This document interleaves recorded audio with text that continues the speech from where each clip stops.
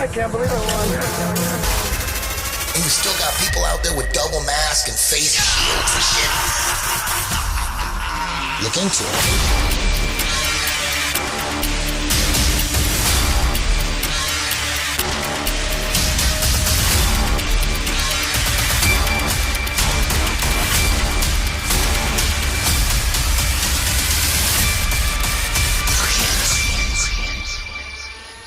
You can tell it's real because it looks so fake. Welcome to Look Into It with Eddie Bravo. Number one, we're going to look into music. We're going to look into jujitsu. And of course, we're going to look into conspiracy theories and the truth. You know, that's what this is all about. It's been a long time since I've done my podcast. It used to be Eddie Bravo Radio. I think we did 60 episodes. I just didn't want to repeat myself. I said what I had to say, and I'm a entirely different guy now. I think towards the end of Eddie Bravo Radio, I started to realize what was going on with this thing that we're on. And so, you know, it's been like 5, 6, 7 years or something. A lot has changed. I'm back. And now that it's on Rockfin, you know, now I could say anything I want. I can't really go off on YouTube because they'll just kill that YouTube channel. They'll deplatform me. So I'm handcuffed on YouTube. Same thing with Instagram. They got me shadow banned on Instagram. It's very hard to find me. When you try to speak truth, man, they just clip you. So then I heard about Rockfin. Sam Tripoli got me into it, and man, you're free on Rockfin. I'm like, hell yeah, let's do this. You know, a lot has changed. You know, the scamdemic was the scamdemic just took over the world the last couple of years, and I haven't been really able to say anything about it on YouTube. I don't want to kill my YouTube channel. I got my 10 Planet Association that I got to keep rolling and keep grinding. So now that we got Rockfin, I'm back. Now we could speak freely. And episode 1, I wanted to make sure I came out with a bang. And this is one of my favorite people of all time, one of the smartest people that has ever lived. Please welcome my first Look Into It guest, the one, the only Santos Bonacci. Santos, you there? Hey, brother. I am here. Thank you for the very warm welcome. Great to be back with you. Remember 2 years and 1 month ago, exactly to the day, we were in the studio there in Los Angeles, and we did that podcast with Sam Tripoli. Yes, 2 years and 1 month. Right before the scamdemic hit. Right before, right? Where were you at that point? Were you in Australia at that point? Or, oh, no, wait a minute. You were in the studio. Shit, what am I talking about? We were in the studio. Yeah, man. That was one of the best days of my life. I mean, I rocked up with my friends who were producing the presentation that I did in Burbank, and they were there with me. We all rocked up at the studio. You turned up. Sam Tripoli and the team was there, and it was just a magic day. It was magic in the air. And that podcast there, I don't know how many people compliment me on that. They just say, Santos, that was probably your best podcast ever. It's most of the syncretism followers I've got, that's their favorite one, their go-to one. They reckon that's the best one. Yeah. That's definitely one of my favorite podcasts of all time, man. That's why you hear episode 1. I wanted to come out swinging. Man, there's so much we have to catch up on, man. I mean, that was February 2020, right before the bullshit. God damn. Then they went strong with it, man. Then it's like, fuck, all that New World Order shit we were talking over the years, all of a sudden, boom, it emerged and came out, and fucking shit. People were fucking scared. Oh yeah. But if you were paying attention, like I was, not even for 1 second that I believe any of that shit. Not even for 1 second.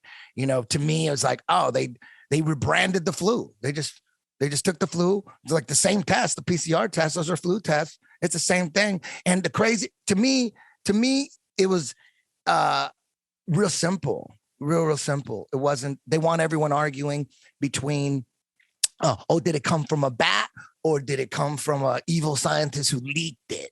And I'm like, if an evil scientist leaked it and it got the same numbers as the flu, that scientist should be hung by the Illuminati. You know what I mean? Like, dude, you got flu numbers, average age 81. It's there's people saying that it was the flu. There's some people that me too. And isn't it crazy that it got the same goddamn numbers as the flu? Average age 81 with 4 comorbidities, and you're using the same test as the flu, the PCR, using the same test, huh? And when they came out, they called it coronavirus. No one knew what the fuck coronavirus was. Everyone thought corona, brand new corona. And then the small percentage of people who were like, wait a minute, coronavirus is the flu. It's, it's in the back of Lysol bottles and bleach and shit. Oh, it kills coronaviruses. People that, but for them, they go, oh no, it's a novel coronavirus. That means it's the new ones. They're like, oh, okay, yeah, because coronavirus is the flu. It's a common cold. And that's how they got everybody. They called it corona. And if you knew what was up, it's novel corona, right? And then they use the same goddamn test, PCR test. That's for the flu. That's the same goddamn test. And then when they got everybody on the test, then they just say, okay, we're going to call it COVID now, COVID-19 now. And go, wait a minute, you're still using the same fucking coronavirus test? Yeah. You tested positive for COVID. Now they changed the name to COVID-19. How interesting was that? And they didn't change the test. They didn't have no COVID-19 test, right? Well, wait a minute. And then at first they thought everybody, you see all these videos, all the videos of like, in China where people were dropping and they have white sheets over them and they have Chinese dudes in hazmat suits fucking throwing them in the back of trucks and shit. And you're like, oh, fuck, that's going to happen here. So in March, everybody thought people were going to be dropping on the fucking streets. Let's close everything. People are going to drop on the streets like China. Everybody was scared shitless. I wasn't. I knew it was bullshit. I'm like, okay, if you were paying attention, you knew this was coming. You knew, like, damn, they're going to try to pull a pandemic. Look at them. You think they're going to do the pandemic thing? They probably are. And look, boom, and it happened. Oh, look, they're doing it. And everybody believes, smart motherfuckers believe that shit. Brilliant people fell for that shit. And then now, there's so much shit happened in between. But then in January 2021, the WHO and the CDC announced, it turns out that we're setting the PCR test too high at 40 cycles. We got to bump it down to 28 cycles or 25 cycles. Oh, really? All those numbers that we got were the test set on 40 cycles. And apparently at 40 cycles, you get 95% false positives. Like, how does that change that number you keep putting up on CNN? How does that, wait, it's been at 40 cycles this whole time? It was supposed to be at 28. And what does that do to the numbers? What? Yeah. And then a few months later, they say, guess what? The test we've been using can't tell the difference between the flu and COVID. We're going to need a new test by December 31st, 2021. What? You mean this test we've been using this whole fucking time? It can't tell the difference between COVID and the flu? What? Case fucking closed, dog. It's over, right? It was always the flu the whole time. Do you agree with me? Mm-hmm. Right? What do you think? Man. What do you think's going on? Yeah, well, humanity have been foiled again. They repeated what they did a little over 100 years ago with the Spanish flu. Same thing, right? Same thing. Same thing, man. Scared the shit out of everybody. It's with some invisible germs, right? Yep, invisible germs. They want people arguing between a biolab. Look, they're funding a gain of function research. They want people to believe that. In my opinion, the money going to gain and function or whatever the fuck that is, I think they're just stealing the money. And I think that's like the truth is I would say, listen, we're not studying any fucking viruses. They figured out how to how to kill whatever's causing the flu and colds and malaria and all. They already figured that shit out. HCQ and ivermectin, they figured that shit out a long time ago. They ain't studying shit. They're like, it's like those motherfuckers in the fake ass space station. They're like, oh, when they ask them, what are you guys doing up there? What are you guys researching? They always say the same shit. Oh, we're doing science up here. We're doing scientific studies up here. And, to get us further in the solar system, Mars next, and then beyond. Oh. We're doing science research. That's what I think. I think those biolabs, I think those virology labs, I just think they're just stealing money or making some other kind of shit. You know what I mean? Maybe they're doing some shit they don't want us to know about, like with organs and blood and shit. You know what I mean? I don't think they're studying coronaviruses. You guys figured it out. HCQ and ivermectin a long fucking time ago. We've already had that. But they don't they only give that out to like, damn, okay, you got to prove that you're going into the jungle and then we'll give you some HCQ. You're like going in the jungle, but anybody could take that shit. And I think the reason why they want people arguing between a bat and biolabs, like the conspiracy theorists think it's like, oh, look, an evil scientist released it.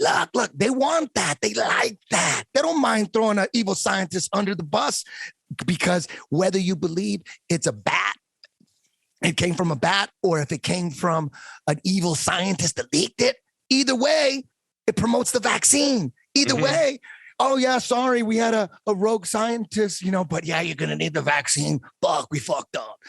Shit, we're gonna put that guy in jail, but you need the vaccine. So it's great for them. They don't give a shit if I think they want that shit to get out. Like, oh look, they're funding all this gain of function research. Like, I don't think they're studying shit, in my opinion. I think they're just stealing money, or those labs are for some other shit that they don't want us to know about. I think it was just the flu the whole time. I think it's, what do you need? What would you need? You would just need, obviously, China was involved. They're like the executive producer or whatever. So all you would need is, okay, we got to shut down a city, scare the whole world for a while and pretend like they're covering it up. And then they shut down a city. Yeah, how do you shut down a city in China? Fucking easy. You get the corrupt ass health minister, whoever the fuck it is. You just put them on TV and say, hey, we're going to shut shit down. There's a fucking virus out there.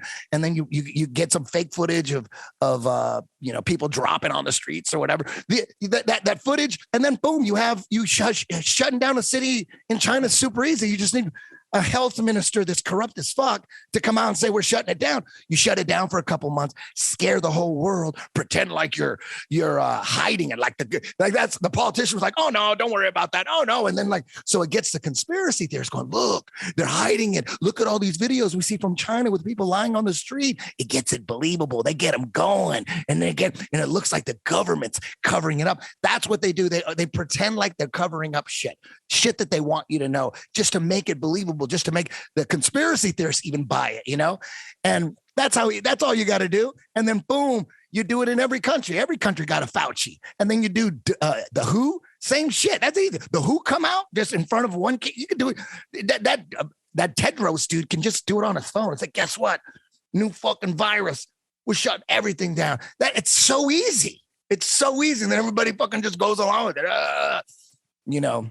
Yep. That's my opinion. I think it's all bullshit. You know how I know for sure it's the flu? Because I'm in a sport that's the complete opposite of social distancing. No gi jujitsu. That's the fucking opposite. We're clenching and squeezing and dripping sweat. Oh, 8-minute rounds. You switch. You get another grown ass man. Who the fuck knows where he's been all day? Just clenching and squeezing and sweat and spit. Boom, round ends. Another dude clenching and squeezing and sweating. Guess how many people died of corona? And I got 150 schools. Guess how many people died of corona? Fucking none. None. No, nobody died in the NFL. Nobody died in the NBA. Nobody died in baseball. Nobody died. You know who's dying? People that took the vaccine and fucking dropping in the middle of the field all over Europe. So maybe, the one thing about those initial videos that came out from China where people were dropping, it was either fake. That's either fake shit, or maybe they got the vaccine first way back then. And that's why they were dropping. It's either one. It's either one, right? Maybe because this was all planned and they probably had that shit before. Yep. Or they were triangulated by the towers and given a heart attack. Yeah. Who knows? Yeah, it was either crisis actors or they got the vaccine way early. Sam Tripoli and I are coming to your town. Catch us on the road doing Tinfoil Hat Comedy. Follow me on Instagram at Tinfoil Hat Comedy Night.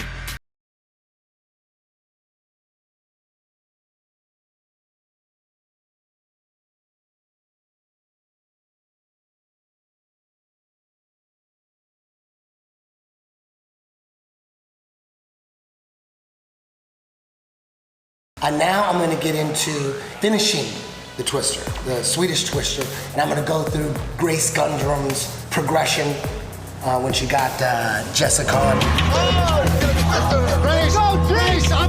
The way she got into the truck, but when she was into it, she already had her legs in a kamikaze.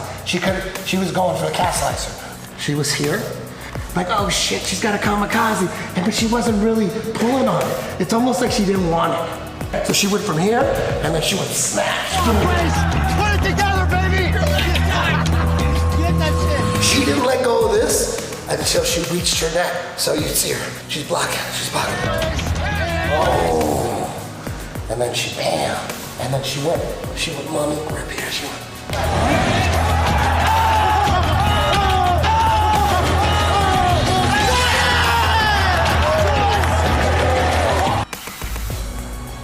These guys are well prepared. You know, they've been doing this for hundreds of years, and it's the same people that keep turning up, reincarnating in the same families. And, you know, they've been destroying humanity with plagues and resets for a long time. What do you know anything about Fauci's lineage? Does he come from a family of wicked motherfuckers? Absolutely, of course he does. Oh, you know his parents? You know who his parents are? Well, Fauci are the fangs of a serpent. You know? That's what Fauci means? Yeah. What? I didn't know that. Le Fauci della serpente. Del serpente. It's the teeth that biting you. And now I just saw a video today where they're actually putting serpent venom in small doses into the vaccine, and that makes you coagulate your blood. And the lady that made the video, she said, again, that's how they get the serpent in to destroy humanity. They're actually, it's the same serpent motif, the same theme of the serpent destroying humans. They've actually now got serpent poison in the vaccines. Damn, how do we find out? I mean, people are going to go, what? Where's the evidence of that? Where's the proof? How do we find that out?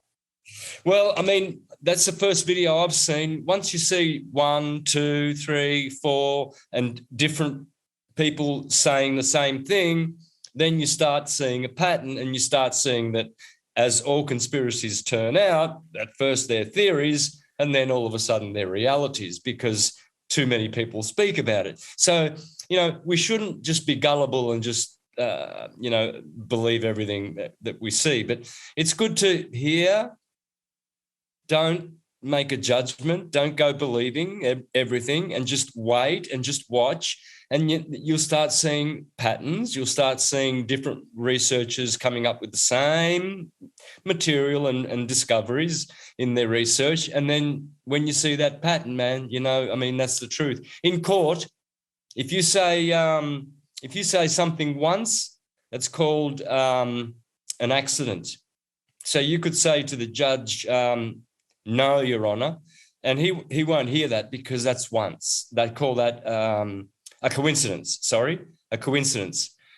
Twice is what they call, in law, they call that a repetition. And the third time, that's why you always say in court, for the third and last time, Your Honor, I declare da-da-da-da-da-da, because then you've checkmated him, because then you know their rules that you have to say something 3 times for it to go on the record, not to be registered. It has to go on the record. So for the record, Your Honor, for the 3rd time, such and such and such and such. So coincidence. No, hang on. Accident, coincidence, pattern. Once you establish a pattern, that's it. It's a done deal. Yeah, man. What do you think is going to happen at this point? It seems like 80-90% of the world is, drop the vaccine passports. They drop the masks. What do you think? You think they're going to bring it all back, or it just ran its course? 2 years was just way too long. What do you think? Yeah, I think that one's run its course, but you can't underestimate these people. They'll come up with something else. It's interesting that they didn't do it in Aries. We're still in Aries because that's when they started in 2020. They started at the equinox on the 20th of March. And that's when George Bush started his war in Iraq twice. They started that war on the 20th of March. Most world wars, most major conflicts, it's always the 20th of March. And that's when the coronavirus was officially worldwide lockdown, 20th of March in Aries, because Aries has the fiery energy of beginning cycles. It's the beginning of every cycle. So if you want something to succeed, you always wait till Aries comes around and launch your business, launch your new logo. You always launch things in Aries because the energy that unfurls in the solar system from that is so explosive that generally what you start in that sign lingers.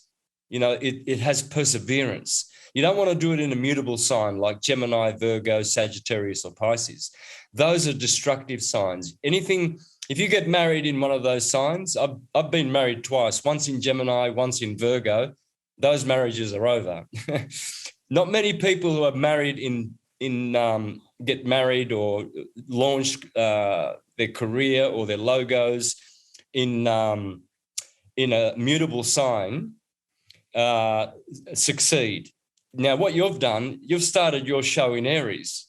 Complete coincidence. Brother. Yeah, this is great. I'm happy that being an astrologer, I know what that means. That means this is the beginning of an uphill, glorious future for this podcast for you, brother, for sure.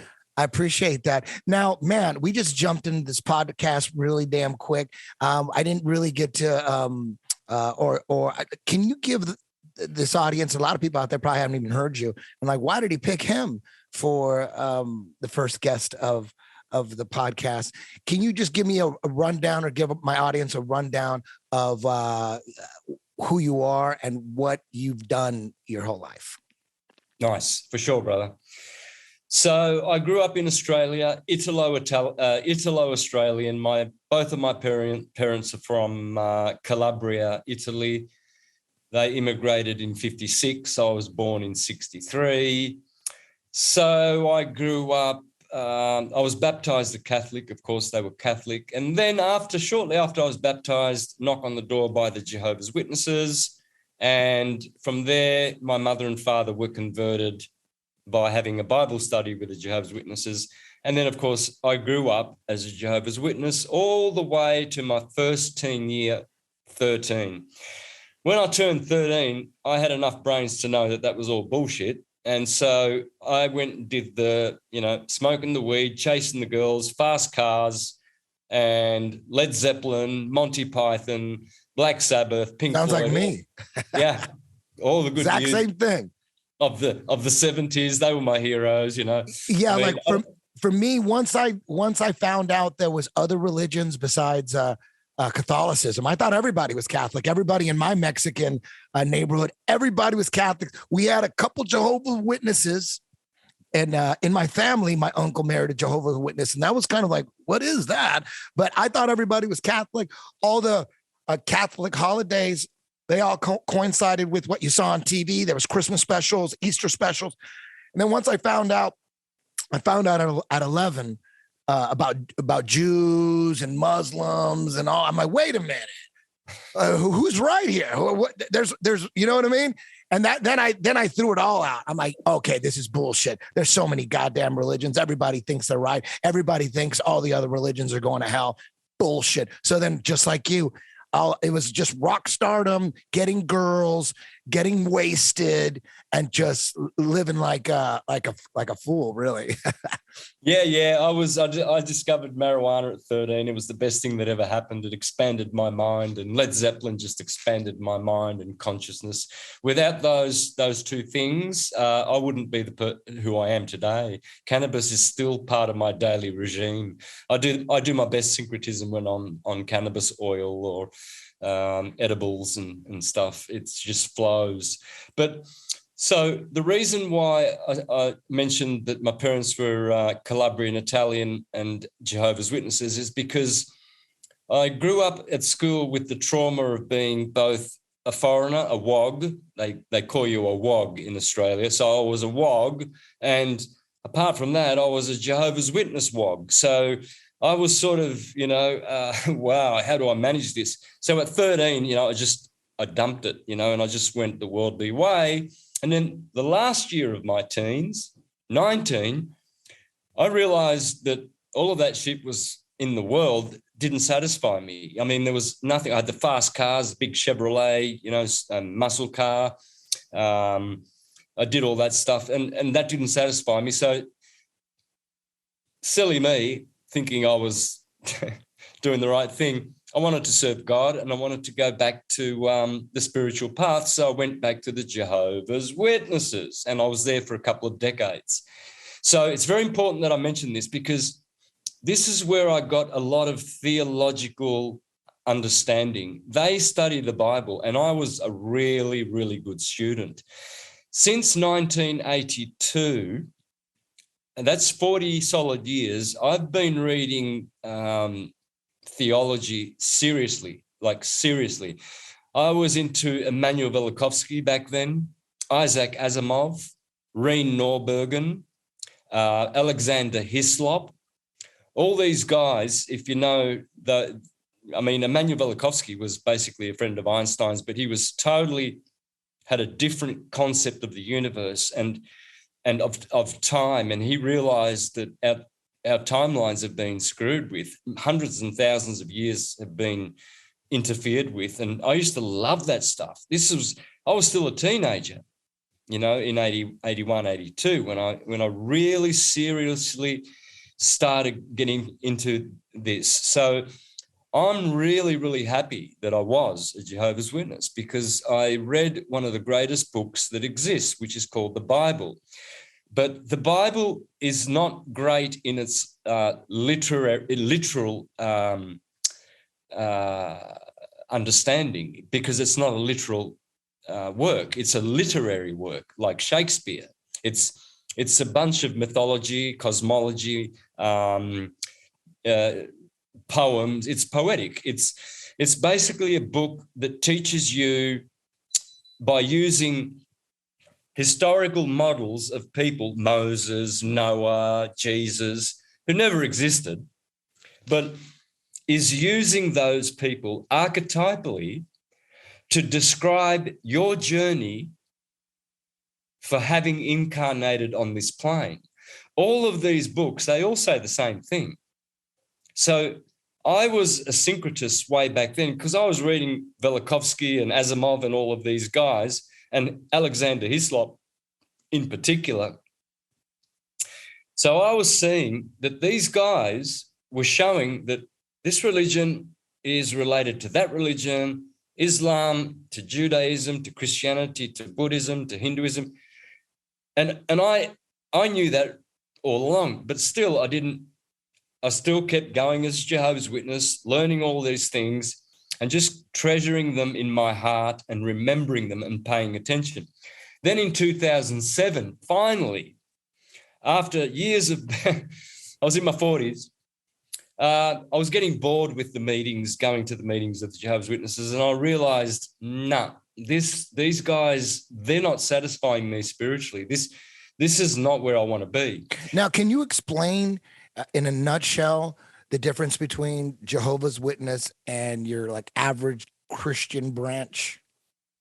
Because I know the only thing I know about Jehovah's Witness, because I said my uncle married a Jehovah's Witness, a woman, and they could never go to our Christmas parties, family Christmas parties, or they all I know is they can't celebrate any holidays because for whatever reason. That's all I know about Jehovah's Witness. And Yeah. Prince was Jehovah's Witness. Yeah, and Michael Jackson. Oh, yeah, that's right. Can you break down Jehovah's Witness a little bit? I'm interested. Okay, so they were founded by a man called Charles Taze Russell. Russell. Now, you know Yale University, Skull and Bones, that's the Russell Trust.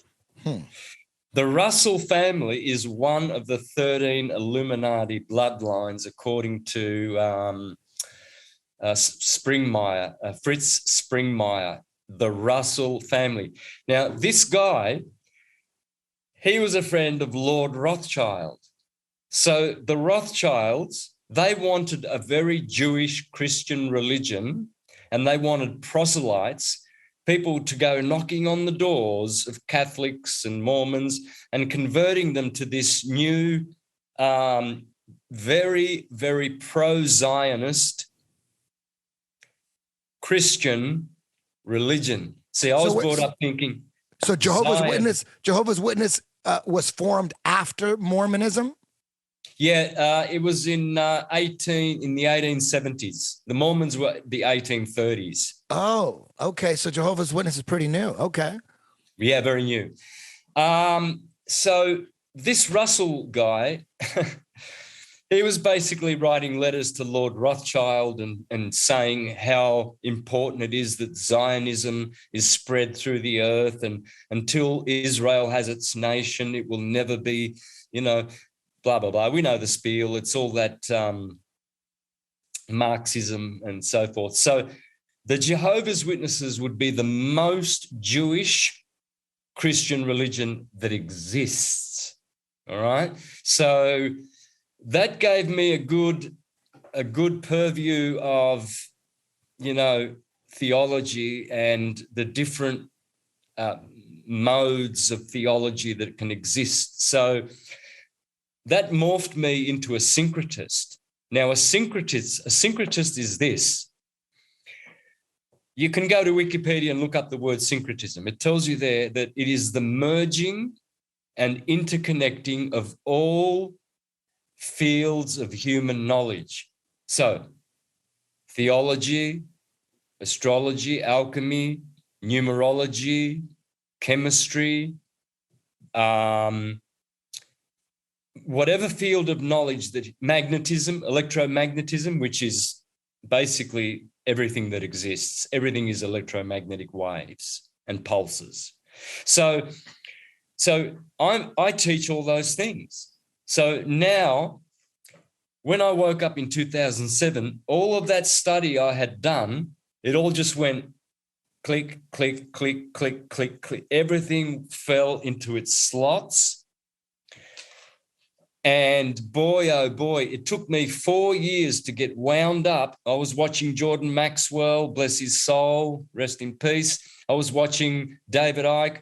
I was watching Alex Jones, all these guys, and I was doing, seeing the videos like Esoteric Agenda, Zeitgeist.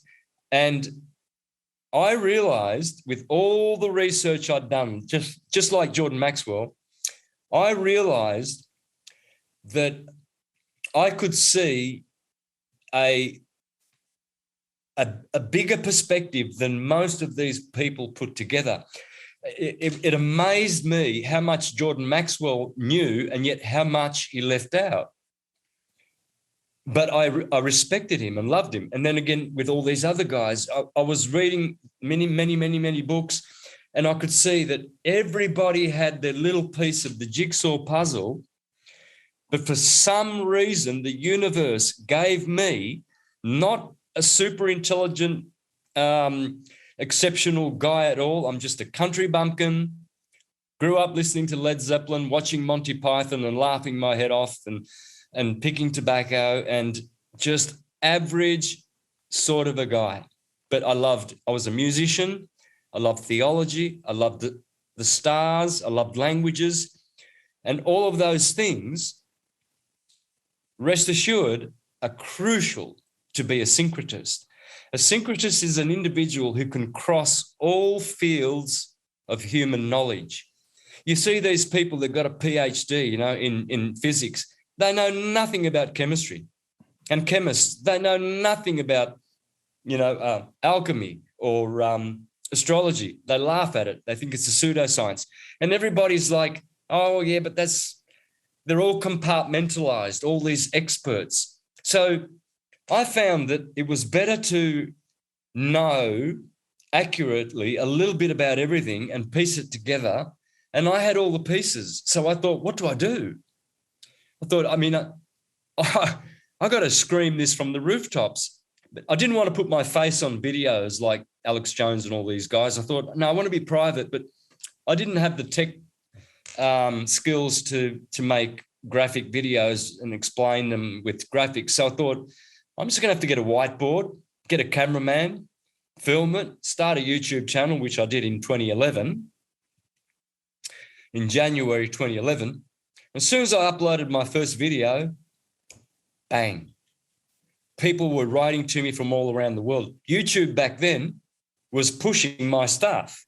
Right now, I'm shadow banned like you wouldn't believe. But back then, everybody was getting my videos. And I had hate mail, and I had love, and I had all this attention. And then I kept uploading videos with my whiteboard, showing how everything,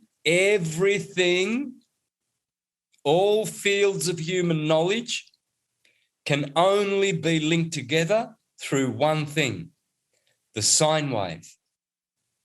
So I kept drawing the sine wave on my whiteboard. And I started at the middle there, at the equator, which is the middle, the resting point of all waves. Then I went up to the wave amplitude, which is the Tropic of Cancer. Then I went back down to the equator. And then I went down to the Tropic of Capricorn. Basically, I just ripped the sine wave off the map of the Earth. And back then I was a globie. So I did a thing of the globe. I put the equator on there. I put the Tropic of Cancer at the top. And I put the Tropic of Capricorn. And I showed people maps where you see the ecliptic of the sun. You see the sun starts on the 21st of March at the equinox. Like I mentioned before, that's where you start all your wars, on the 20th or the 21st of March.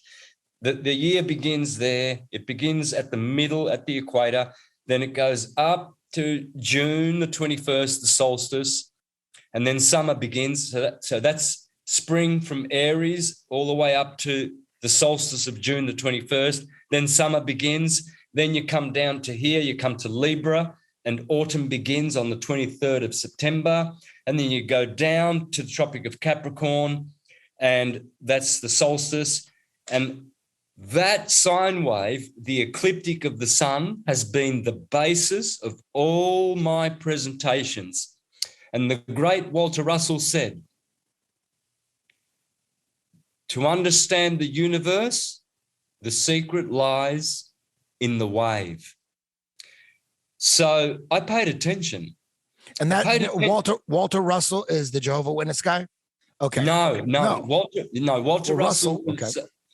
He was a genius who explained electromagnetism to the world. And he was a sculptor. He was famous. He actually did the sculptures of presidents of America. I think 2 presidents. So he was like an Einstein, but he was more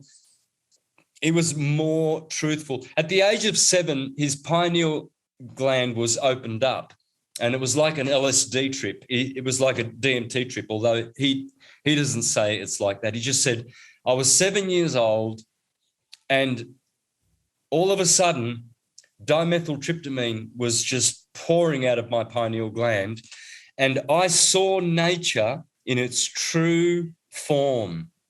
And he said all he saw was waves. Now, I've seen those waves because I've done a lot of LSD and a lot of DMT, and I know those waves, man. Yeah. And he said that everything is red shift, blue shift. One vortex, the red color, radiates. It's called radiation, and it's radiates and expands. And the other vortex is blue shift, and it's called gravitation, not gravity. Close your eyes and just, am I moving? Am I spinning? It's that easy. We're not. The Earth is stationary, and that is scientific, not pseudoscience. The Earth is spinning at 1,040 miles an hour. You can't feel it. You can't measure it. You can't observe it. You can't repeat it. But trust us. People are just deceived. I mean, I grew up from kindergarten. There's a globe. They gave them a globe at graduation to take home like an inflatable baseball. So why are they teaching the globe model? Well, the globe is a container, and it's a container of all the known land. If there's more land, in the late 1800s, they were talking about more land beyond Antarctica. The North Pole is a biggie. Very glamorous destination. What if we all took our compasses out and just followed them until it stopped? Oh, it is that far. Oh my God. Oh my God. Wake up. What if we can truly become free? They needed a new model because they wanted a new world order. Open your eyes. The physics of water is to find and maintain level. This is the year of flat Earth.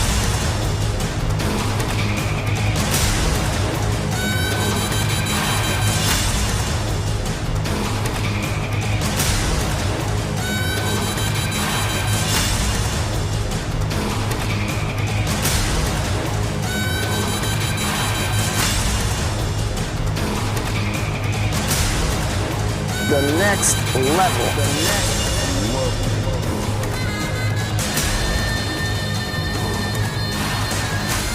The heliocentric theory is bullshit. Get ready for the next level.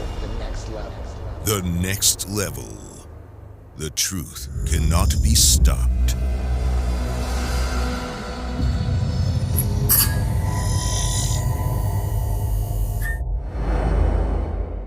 We've got two things happening that produce everything you see: radiation and gravitation. Expansion, or you can call it expansion and compression. Everything is breathing out, radiation, and then breathing in, gravitation, compression.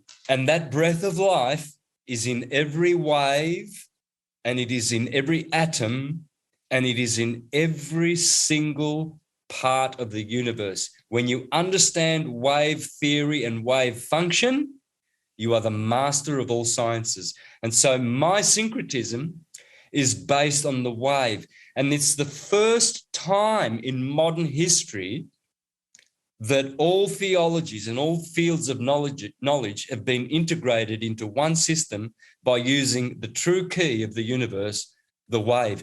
Not even Walter Russell used it, not even Jordan Maxwell, and all these other great, great guys who are so important to who we are and the knowledge that we have now. None of them, but they all knew little bits. All they needed was the wave. And I saw it because I was an astrologer. And that wave starts at Aries, then it goes through Taurus, Gemini, Cancer, Leo, Virgo, Libra, Scorpio, Sagittarius, Capricorn, Aquarius, Pisces. And that teaches you that the universe produces waves, and each one of those waves have 12 distinct conditions along them.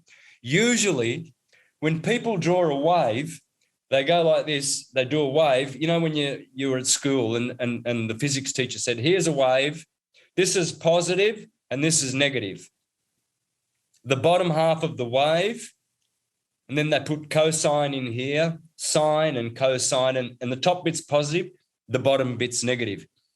You see, this is all Rockefeller mind control indoctrination, because a wave is not just two things, positive and negative. It is those two things, but dualism is the trap. This is the trap of the demiurge, the false god. Because when you understand that the wave is one thing, but divided into 12 conditions, then you will understand why there are 12 chromatic musical notes. You will understand why there are 12 petals in your heart chakra, 12 petals. You will understand why you have 12 cranial nerves. You will understand why there are 12 biological systems in your body.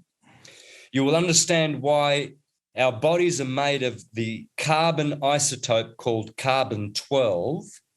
You will understand why the fifth element, they call the ether, is called the dodecahedron, and dodeca in Greek means 12. Everything is a 12ness, brother, everything. The magic dozen.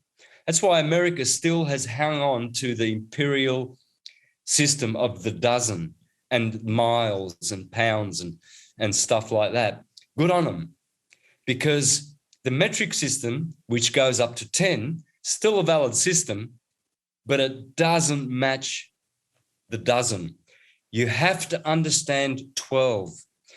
Once you understand 12 and how waves function in a 12ness, not a positive and a negative, your mind will expand infinitely forever and it will never stop. I always wondered, me being a musician as well, the 12 notes in music, how it relates to astrology, in the sense that, in astrology, I know basic astrology, but I do know one thing, my best friends always tend to be a certain sign, or, 2 or 3 signs. I never really get along with certain signs. I don't want to, mention it, but all I know is there's certain signs I never get along with. Certain signs are like my brothers, and, other signs are, I fall in love with those signs, so it's a lot like music in the sense that, and every sign, the signs that I don't get along with, they have signs that they get along with great, and they're just not my sign. So it's like music. Like every note in music has a family of notes that harmonize with it. And there's other notes that don't harmonize and are not in that family. So every note has a different set of notes that they harmonize, like physical harmonization, like they don't clash, like the notes are vibrating and they sound good, whether good for you is a happy song or good for you is kind of like a beautiful song or an epic song, whatever. It's just every song has laws, and general laws, and like important ones like time. Everything's got to be like on a grid. It's got to have perfect time. That's one thing. And then all the notes have to harmonize and be in the same family.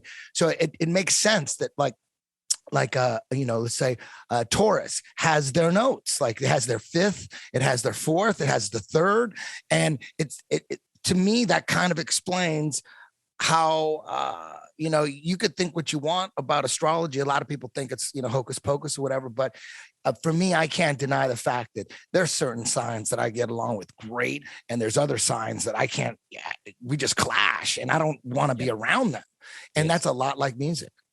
It's called dissonance, brother, because you see, when the sun is in Aries, as it is right now on the 10th of April, those 30 degrees of the ecliptic, they have a set signature frequency condition. Then when the sun crosses over into Taurus, totally a different frequency. It's Earth. It's a grounding frequency. It's more square. It's more solid. Aries is more like plasma. It's very fiery. And it's the same as music, brother. You hit it right on the head.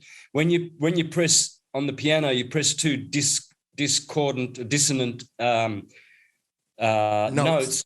Oh, it's like, oh, but when you do a third or a fifth, it's like, oh yeah, those harmonize. See, this is the secret of waves. You have to understand those 12 notes of music. To be a musician is the first step to being an astrologer. Astrology is the mother of all sciences. Alchemy, theology, astrology is on top. Nothing. There is no science higher than the noblest of all sciences, astrology. And the Bible is one of the greatest treatises on astrology that exists. 12 apostles. 12 apostles. Jacob has 12 sons. Israel has 12 tribes. There are 12 precious stones on the ephod of the high priest of Israel. There are 12 copper calves holding the molten sea in the tabernacle. There are 12 loaves of bread, holy bread, on the table in the tabernacle. There are 12 trees that give life to people in the paradise that's coming. There are 12 pillars in the temple of my God, according to Jesus. It's wow, on and on and on. And my presentations show this and prove it exhaustively and comprehensively, and there's no denying it. There is no denying it. All theological books, all of them, are science based on astrology. Religion is nothing but, you get a coin, right? I've got a Mexican peso here. That's astrology or theology. The other side is science, knowledge. They belong to the same coin. There is only one thing going on, and that is the truth through knowledge, which is, science means knowledge. You will know the truth, and the truth will set you free. This is why these podcasts are so important. And I've been following and listening to you for years. I saw you on the on the Rogan show, and I saw you telling him, you actually gave me a plug 5 years ago. You said, study Eric Dubai, check out Santos Bonacci. You said this on the Rogan show 5 years ago. And I said, right, this guy, Eddie Bravo, he's well known around the world, and he's speaking about the flat earth, which can get you into a lot of trouble. That sorts out the real truthers from the people who, they know it is, because it's obvious that it is. It's dead still. The earth's not moving at all, period. And science, real science, not pseudoscience, has proven it time and time again. I can quote hundreds of experiments that prove that. And you're on there, on this great platform, speaking about that.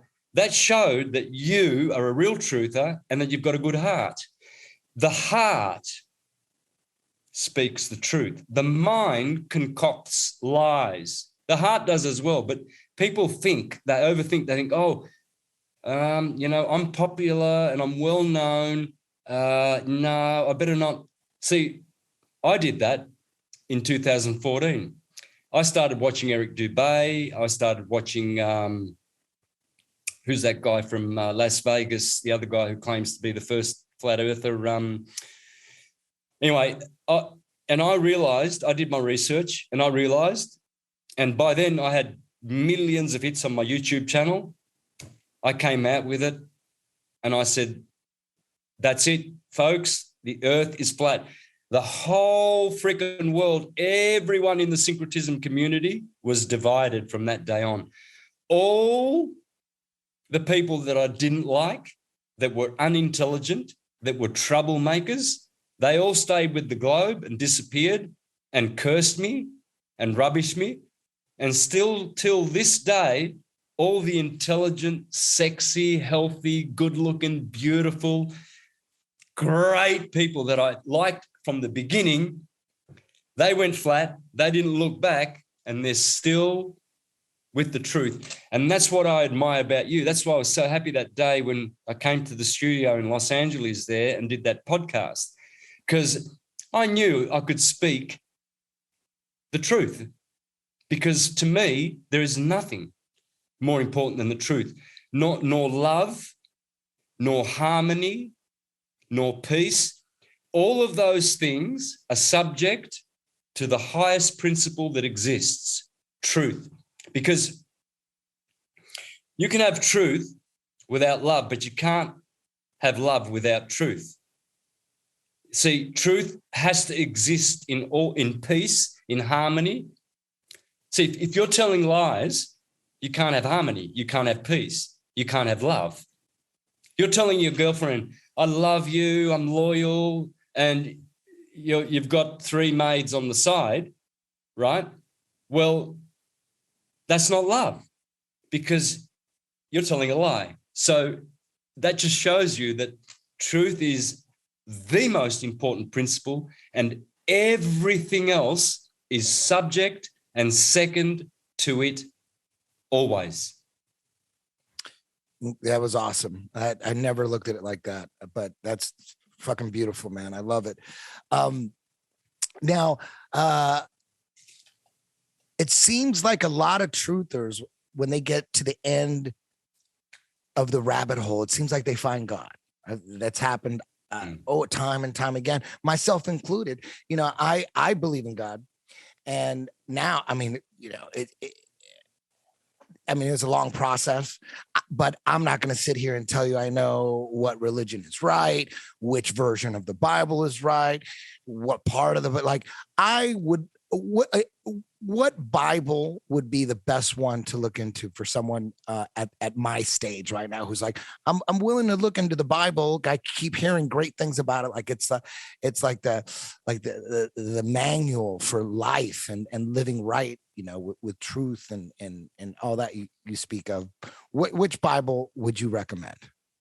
Look, I'd read any Bible. They're all pretty much pointing to the same message. If you know and understand how to read it, you have to understand that it is a book of archetypes, pretty much like a nursery rhyme. You know, Santa Claus is not real historically, but there is a truth hidden in the story.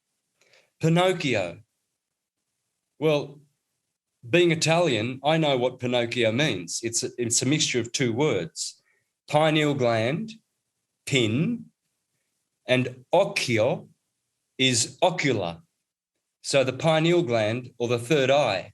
So Pinocchio, he wants to be a real boy. But in his journey, he gets deceived by the donkey, by the jackass, he gets deceived by all those clowns that turn up in his life. And eventually, at the end of the story, Pinocchio, pineal eye, he ascends and finds God and finds that he is actually God.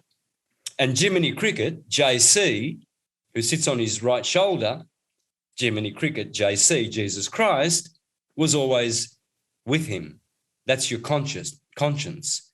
So when you say you believe in God or you accept God in your life, that's just you. That's because you are intelligent and you realize that there is only God. There is nothing but God. All things are God. God is energy, frequency, and vibration. Thank you, Tesla. And in that order, energy. The universe is abundant with infinite energy. Energy is number 1. Conscious energy. Nothing is not conscious. Every atom is conscious.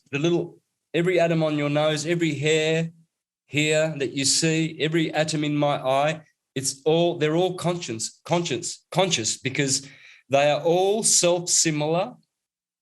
fractally from the microcosm through the mesocosm to the macrocosm. Everything is exactly the same. It's all fractals. You go all the way up to the big solar system, you go all the way back down to an atom, and you'll find that it's all electromagnetic pulses, energy, frequency, waves. Well, actually, that's still a pulse, because a pulse, magnetism is the mother of electricity. Magnetism is 10 billion times more powerful than electricity. Magnetism is the longitudinal wave. It doesn't vibrate. That's why vibration is at the end. You've got energy, frequency, vibration. Vibration is a wave. The waveform is what makes time and space, because the pulse, there's no time and space in the pulse. This is why quantum physicists spew out so much rubbish when they talk about wave particle universe. Oh, it's a wave particle universe. Well, Walter Russell said, and all the great geniuses said, there are no particles. See, when you see light hitting your eye, it's not a particle. Otherwise, at the end of the day, you'd have to wipe all the particles out and flush them down the sink. There's no particles. They're frequencies. They're pulses. It's a pulse wave universe. It's not a particle wave universe, because there are no particles. Now, what do you think they're doing at CERN? What is CERN all about? Particle accelerators, right? Yeah. Yeah, they're saying right. they're splitting particles to see the God particle, and they got like, that guy Brian Cox or whatever. He's their he's their spokesperson. I don't know shit about anything. I just can guess based on my opinions and my experiences. I think when I hear, I've heard one or two of these CERN presentations, like at CERN, like they come up and they're talking about, oh, we found 11 dimensions. And if you just give us more money, we're going to find out what they're all about. And like, you guys found 11 dimensions. So it just sounds a lot to me like when you have the heads of NASA in front of Congress and they're asking for more money to go, to the space station. We got to go 4 more times this year, and they need cargo, and we're going to need, $100 million. And people in Congress are like, okay, so are we going to Mars now? What's on the agenda? Yeah, we'll eventually get to Mars, but we're going to go to the space station 4 more times, and we need the cash for that. So when I hear that guy at CERN talking about, oh, we found 11 dimensions and we just need more money for more dimensions, I'm like, are they doing anything at CERN? What are they doing? Like, are they just stealing money, or are they doing some kind of satanic rituals, or what are they doing there? Both. They're doing both. Yeah, of course they're stealing money. That's how they're able to fund it. But they're doing black magic. What they're doing is they know they have devices. They've had devices from Atlantis, from the days of Atlantis and technology. That's how they wiped out Tartaria. They wiped out the magnetic free grid, and then they set up the electrical grid. And now we've got dams and power stations and nuclear stations giving us electricity, which we pay for, which we don't have to because energy is free. I mean, everything's energy. I can, with a device in my hand, I can draw magnetism from the ether, because that's what the ether is. It's magnetism. They know that the secret to free energy is magnetism, but they don't want to talk about magnetism. They just seem to avoid magnetism. And they love electricity, El, the god El, the false god, because see, electricity is a hybrid. It's a wave, and waves are finite. They have a use-by date, or they have a decay factor in them. You see, the transverse wave is electricity. The longitudinal wave is magnetism. Remember, magnetism is 10 billion times more powerful than electricity. Thank you, Steinmetz, Maxwell, Faraday, Walter Russell. Thank you for that fact. Magnetism is divine energy. Electricity is a hybrid. My good friend there, Ken Wheeler, on his channel there, he shows how magnetism works. He has the free book called The Missing Secrets of Magnetism. He is now the leading magnetrician in the world. Ken Wheeler, his YouTube channel is Theoria Apophasis. 2 words, Theoria Apophasis. And he is an instructor at our Syncretism Academy. We have an academy down here in Mexico, brother. We started it last year, and we've got about 30 instructors. And Ken Wheeler, I'm very thankful, has joined the team, and he's teaching the world the secrets of magnetism. All of my presentations are based on magnetism and astrology. It's the science of understanding magnetism. They have at CERN, they have technology that what they're doing is they're creating vortices, portholes, wormholes to hyperspace or counter space. Ken Wheeler likes to use the word counter space, so do I. Quantum physicists call it hyperspace, or philosophers call it the metaphysical. Some people call it the supernatural. We have the natural world, what we can see, and then we have the supernatural, which is invisible. All of those words mean the same thing. The magnetic world is spiritual, invisible. The electrical world is physical, visible, tangible, and it is temporal, which means it's not eternal. You will die, I will die, this house will crumble, the earth eventually will dissolve.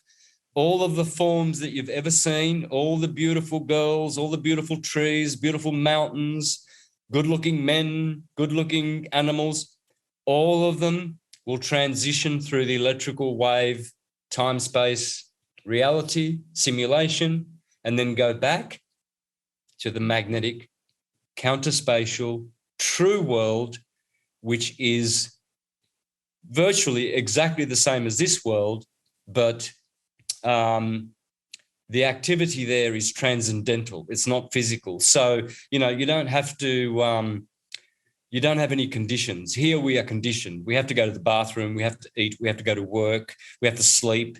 There's so many things we are conditioned and limited by that we have to do. If we don't do those things, we'll degenerate and we'll die.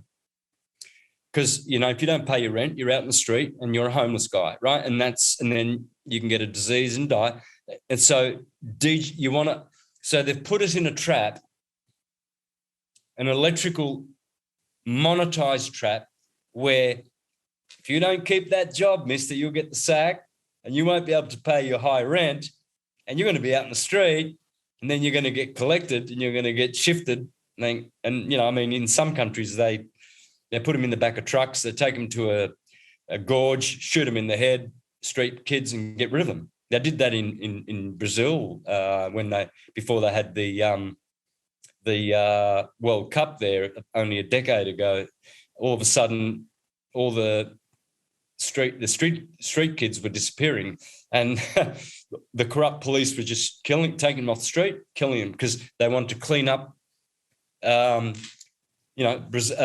de Janeiro or Sao Paulo for the Olympics. Yeah, and so this trap. What they're doing at CERN is what the Freemasons do with their technology. They make egregores. They open wormholes to bring transdimensional evil beings that resonate at their frequency, so that is now their God, and they follow the orders of that God. You see, we think George Soros and Klaus Schwab and the Clintons and Kissinger and all of these guys are running the world at Davos and the CFR and the Bilderbergers and all of this, the Jesuits, but they have their boss and they actually invited that boss. Well, it's a bit of both. That boss, that demon entity, transdimensional entity, was attracted to this earth because humans have souls, and we are we're like a battery. We're like an energy source for these parasitic demon entities that actually work through the elite family bloodlines. So they've got bosses as well. I mean, they're in the same trap. They're like wardens of a jail. They're still in the jail. You know, I mean, you know, if you've got the top position in the jail, it doesn't matter because you're still in jail, you know. So everyone's in jail by this egregore. But see, when Christ returns, which means when you and I awake and enough people awaken and we hit critical mass, then that egregore must, by law, universal law, depart. And now is the final stages of those egregore demons ruining, because they want to either rule or ruin. There's only one philosophy, rule or ruin. And they've been doing that for about since 1776, since the Illuminati were founded and the Constitution with the Bill of Rights and Articles of Confederation were constituted by the United States of America. And the reason was because 3 years prior, in 1773, Pope Clemens XIII, he outlawed the Jesuits. So America, in 3 years, without the Jesuits, they managed to get a Constitution, Bill of Rights, Articles of Confederation. They got a republic set up. And then guess what? At the very same time that they launched this new republic, the Illuminati were founded in 1776.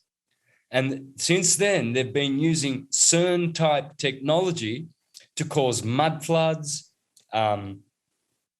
melting of buildings. You can see all the bricks melted. You can see mountains were once buildings. You can see that they made deserts. The Sahara Desert 200 years ago was a tropical lush forest. There were no deserts a couple hundred years ago. Australia was a beautiful, all those cities, Sydney, Melbourne, Perth, they were there for thousands of years. Now, let me out. I was waiting for a little break. Do you know my name? This episode of Look Into It is brought to you by ChowMeals.com.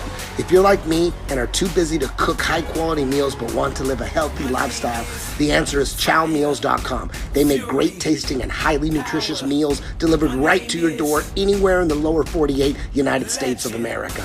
Go to ChowMeals.com today and put in the promo code BRAVO. That's promo code BRAVO for 10% off everything. Thank you and enjoy. So you mentioned Tartaria, and when I was first introduced to Tartaria and the mud flood and all that stuff, I kind of let it go only because I don't trust any history. I don't trust words that are written down. Anybody, you know, if you can lie while speaking, you could lie while writing. So it's very hard to trust anything. So when people first told me about Tartaria, I saw like drawings and like drawings of like of the mud flood initially. And that's what turned me off, because I'm like, you know, this is all 1800, 1700, 60 or old stuff, or maybe further, who knows how long the Great Mud Flood or whatever they call it was. But I was like, okay, so what we have is like history, which is written down, because there was no pictures back then and there was no video back then. So I kind of just like said, okay, I'm not going to get into that too much, because who knows what the fuck people are writing.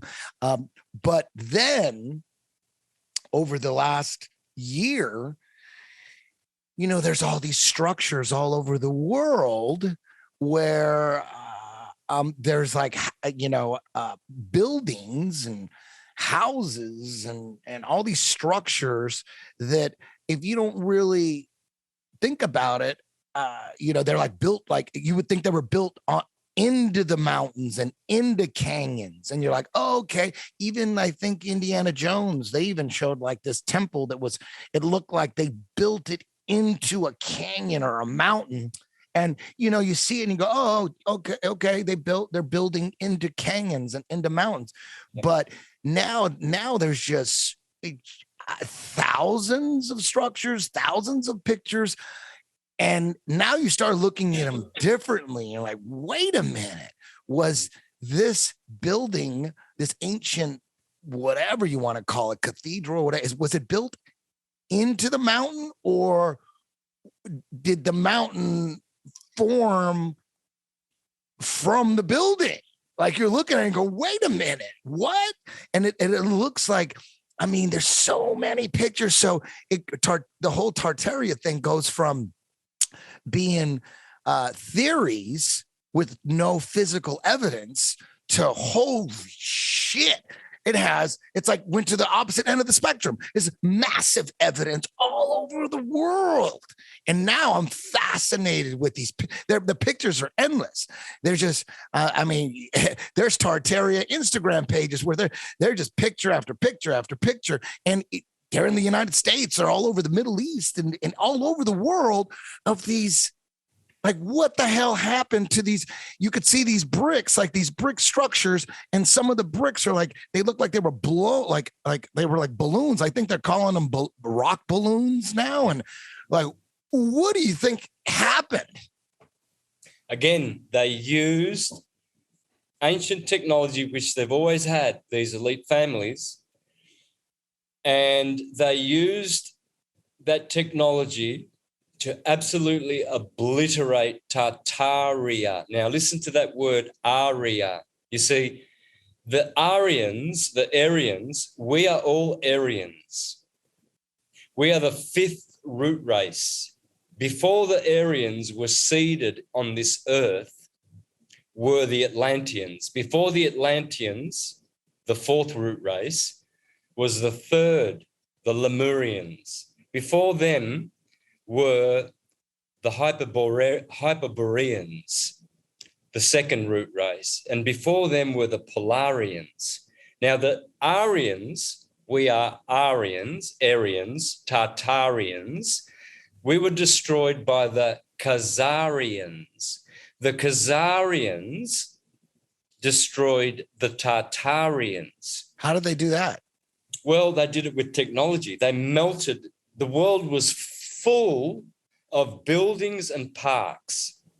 Every inch of the world was buildings, massive, glorious temples and buildings. And they left little bits and pieces. They left Rome, they left Chicago, they left San Francisco, of course. And then in 1906, they earthquaked it with a pulse weapon, and the great San Francisco, the earthquake, the great Chicago fire, all these, the London fire in 1666, all of these cities suffered these fires and earthquakes, and it's all bullshit. It was all technology. And they left those cities because they thought that was enough that they could manage. They melted all the rest and created deserts and herded all the people into the desert, into the cities. And that's where you had all these orphan trains.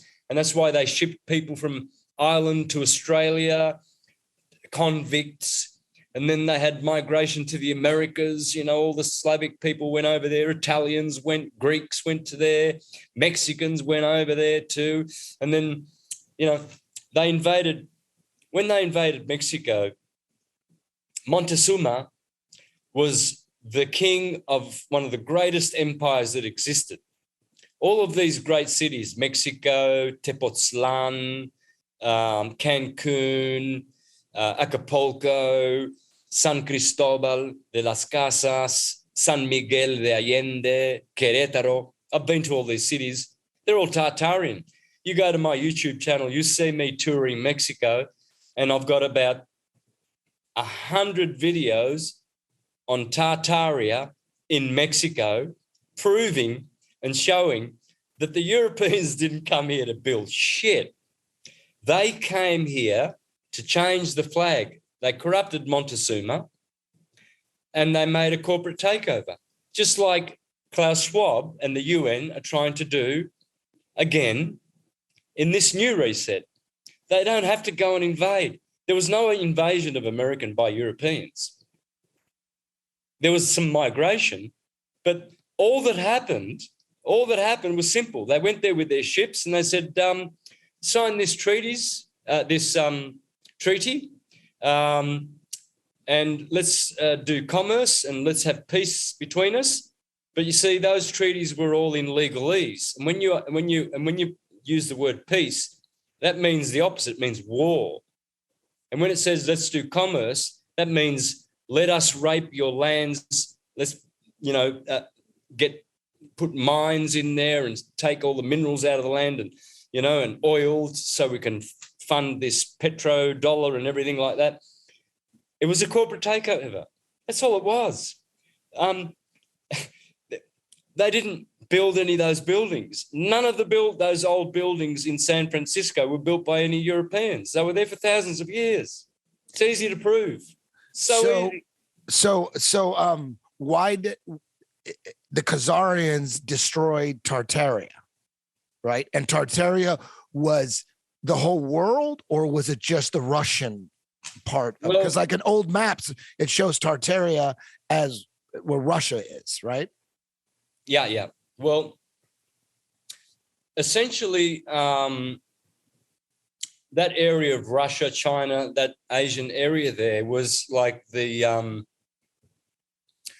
last maps that we have of Tartaria are sort of centered around there, but the whole world was just known as the Aryan civilization.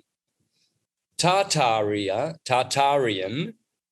is still comes from the Aryan people, and the Aryan people are superior to the Atlanteans. We are superior to the Hyperboreans and the Lemurians and the Polarians.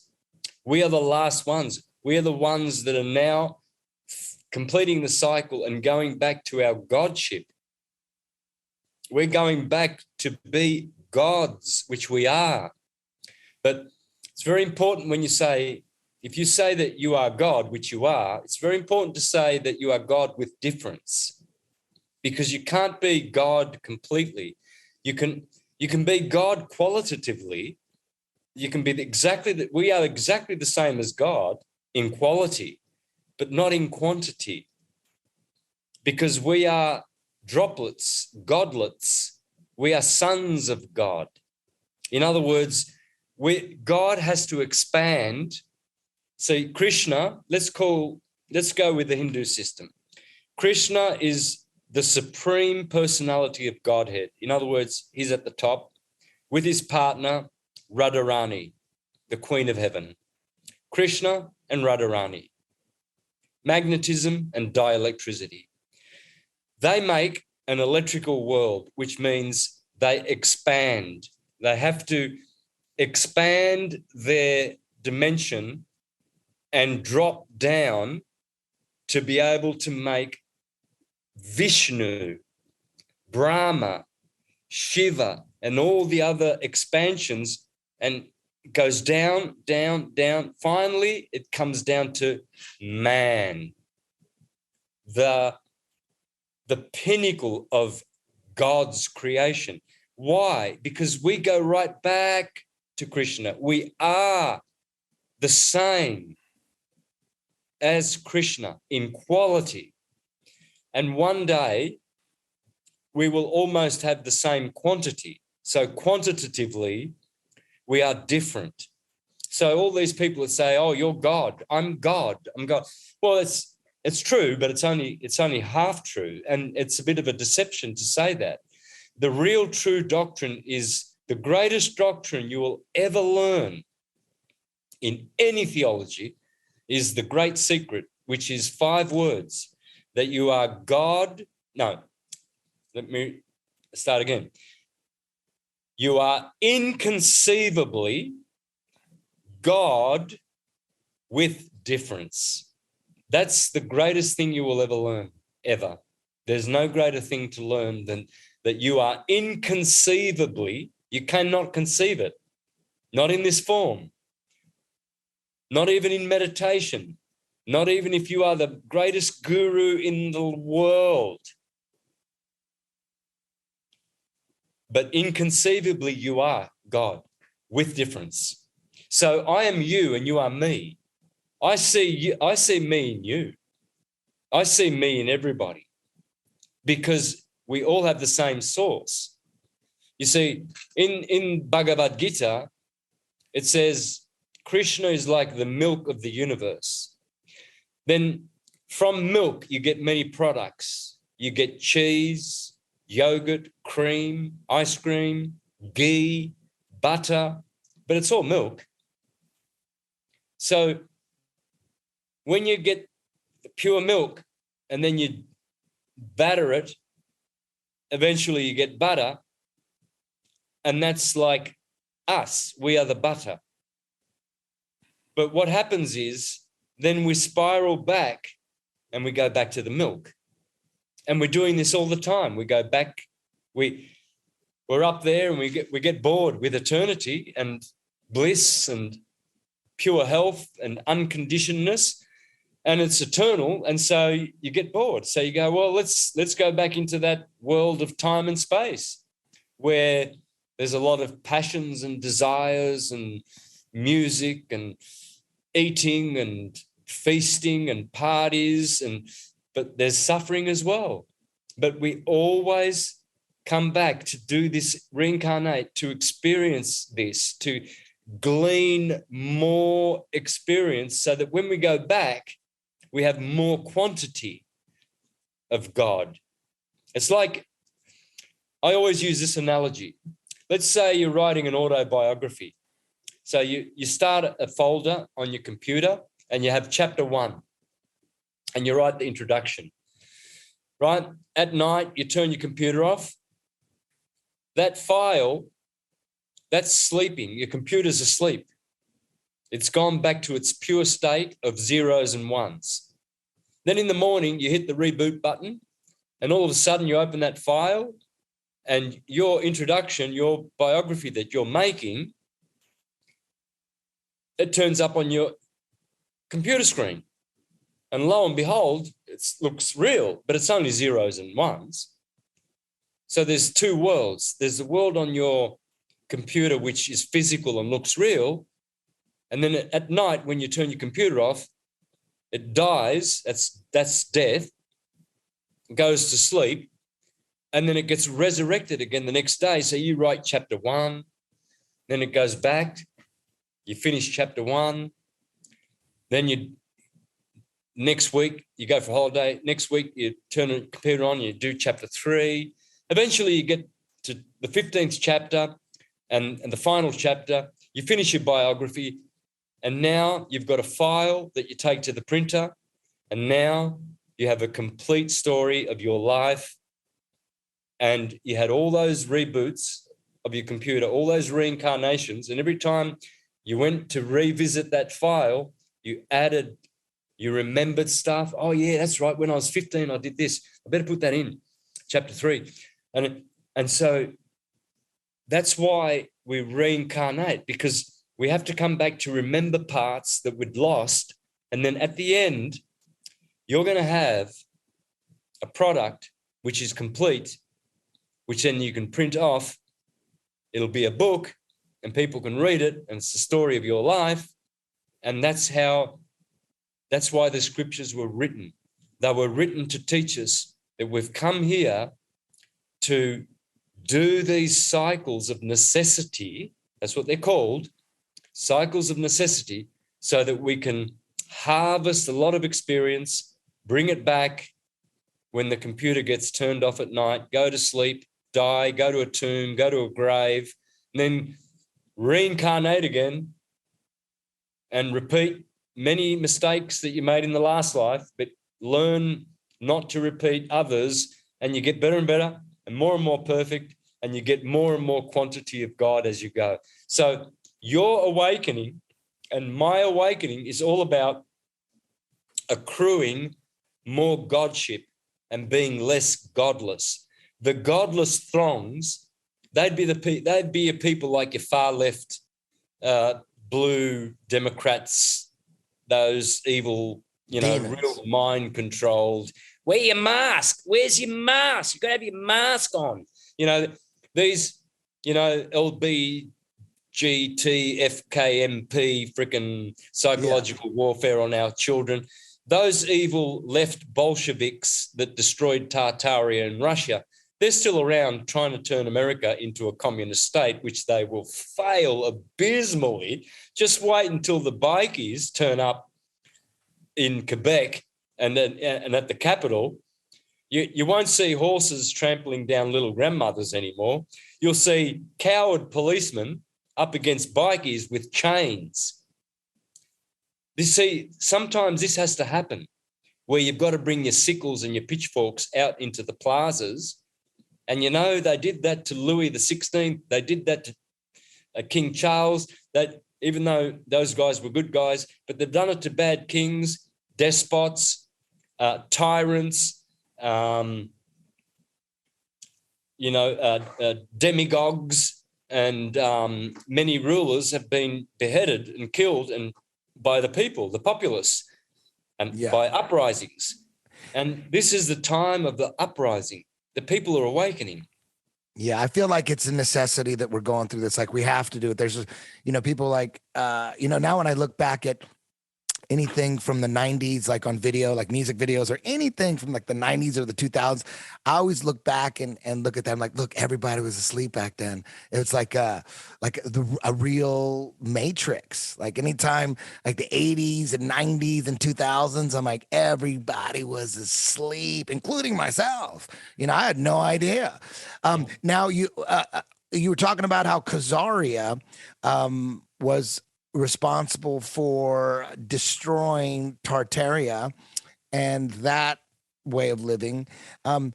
Is it true that Khazaria is now Ukraine? Is there truth to that? Is that where Khazaria was? Is modern day Ukraine? And how does that fit into the history of the world? Like, it's kind of a coincidence if it is, right? Yeah. Lots of Khazarians went to Ukraine. Yeah, true. So Khazaria wasn't Ukraine. It was somewhere else. Where was it at? Where was Khazaria at? It's pretty much between the Black Sea and the where Kazakhstan is now, and that sounds similar to Khazaria, Kazakhstan, right? Yeah. That's where Khazaria originated from in the history books, but don't believe them. This is who they are. They are imports and resurrected evil Atlanteans. It's the war of the Atlanteans, Khazarians, against the Aryans, the Tartarians, and we're going to win it because we're superior in every way. We're way superior than these degenerates. These degenerates, they need to murder little children and take their adrenochrome just to look youthful, and we do it with herbs and a good diet. Yeah. We do it. We are way more intelligent musically. They don't even know how to do music or art. They are stupid. These people are stupid. It's just that they have the advantage of hoarding the technology, which they've kept hidden from us. And every time an archaeologist comes across an underground city with amazing technology machines, and then they report to their bosses, hey, we've found something, come. Then the Smithsonians come and the Jesuits, and they shut it down. They say, don't talk about it. And they sign a contract, disclosure contract. You talk about it, you're going to get a visit and your family. Your beautiful 3-year-old daughter, she goes first. No more talking about underground cities being discovered, gold, treasures, tunnels. There's cities all under the surface of the earth, everywhere. Where is there any video of these cities or any concrete proof for people that who want to see it? I want to see it. If you watch enough of these Tartarian guys, these channels like John Levi, Autodidactic, whose name is Campbell Purvis, he's joined our team as an instructor at our Syncretism Academy. He's a teacher of revisionist history and Tartaria, mud floods and meltology. We also have Barnabas Nagy. He's been booted off YouTube. He's an instructor there as well. So we've got all the alternative history teachers there teaching. We've even got the Archaics channel guy there teaching about the simulacrum that is going on that we're living in and how it works and how it gets destroyed every 138 years. There's a mud flood or there's a destruction. And the elites know this, and they know that the destruction is just around the corner. And they know pretty much roughly when it's going to happen. They don't know the day or the hour. As Jesus said, no one but the Father knows the day and the hour, not even I. No one knows the day and the hour, but they know it's coming. So they're preparing for it, and they're calling it a reset. It's time to reset. It's time to rebuild back better. Yeah. Oh, yeah. Yeah. You trust them? Yeah. So what is your take on, I don't know if you follow American politics, US politics, but I do. I'm all over it. And it does seem like, obviously they rigged the election, right? I mean, but it seems like a lot of states are making sure it doesn't happen again. They're passing new laws and bills, voter ID, which is, I mean, common sense to anybody. Like, yeah, you got to have an ID to vote, right? I mean, you just can't have anybody voting, and you got to be a citizen. You got to prove you're a citizen, right? It's just, you got to prove you're alive too, right? You got to prove you're alive to vote. All this like common sense shit that the demons on the left are battling against and trying to stomp out. But there's people, and they're generally on the right. And I know the right's, corrupted as well, but it seems like the left is way more corrupt than the right. And the left, it seems like, and there's, again, I never voted ever in my life. I'm not a registered Republican. I'm not a registered anything. I figured I was Democrat my whole life because growing up, I was caught up in the rock star thing. And, I figured, hey, Democrats like to fuck. I like to fuck. And I like to party. I'm a Democrat. And to me, I thought Republicans, like they wear suits and shit, and they're all, they're all Christian, and they only have sex to procreate. I'm like, I'm definitely not that side. Yeah, right. But as you mature and as you have kids, you start seeing things different. When I had my son, I'm like, okay, just my whole life changed. And when like Trump, when Trump says, if I'm elected again, if he's going to run again, he's not going to mandate vaccines. He's not going to mandate masks. He's against that. He's for the Second Amendment, for free speech. They totally deplatformed him, totally silencing him. Anybody that speaks on the election being rigged, they go after him and censor him. But he keeps talking about, like, they keep saying, are you going to run 2024? He's like, forget about 2024. We got to fix 2020. That shit was rigged.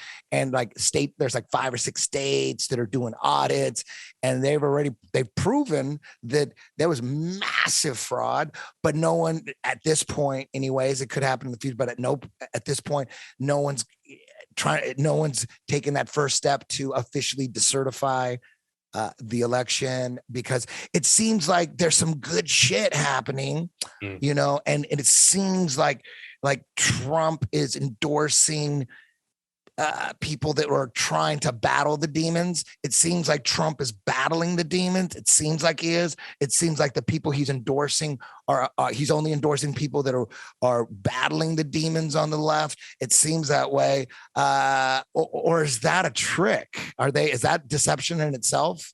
What do you think?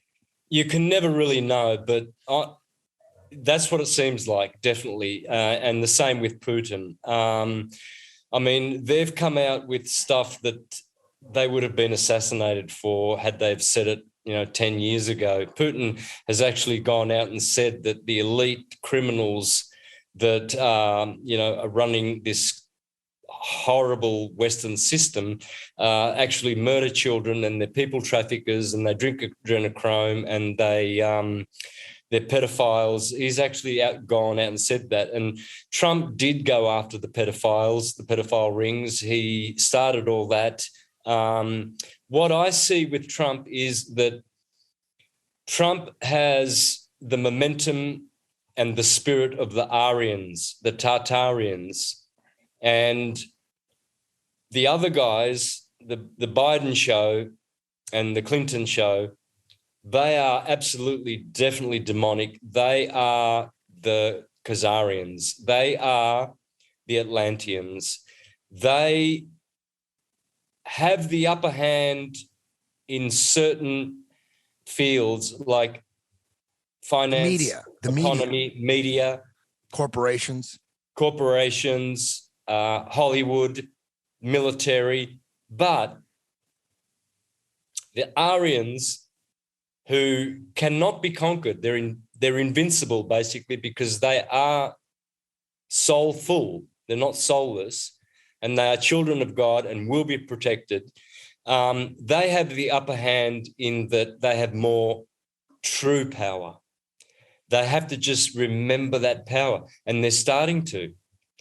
People are starting to go into the courts, and they're starting to get to the know-how of how to basically bring apart these councils by asking for their private bonds. You see, there's people now, they're going in and they're shutting down COVID all around America just by saying, okay, where are your bonds? Show us your bonds. They're not bonded. And that's it. They run from their bench like a judge, a coward judge who's not bonded and who's not sworn an oath to the people. And they're under a corporate oath with no bonds, and that's how you destroy them. And so they're going to be destroyed by our wisdom and intelligence and by our actions, and it's happening. We're not going to lose this time. We're not going to lose this one. This one's ours. This one's ours. It does seem that way. It does seem like all this was necessary because most people, including myself, we were not paying attention to local politics. And I didn't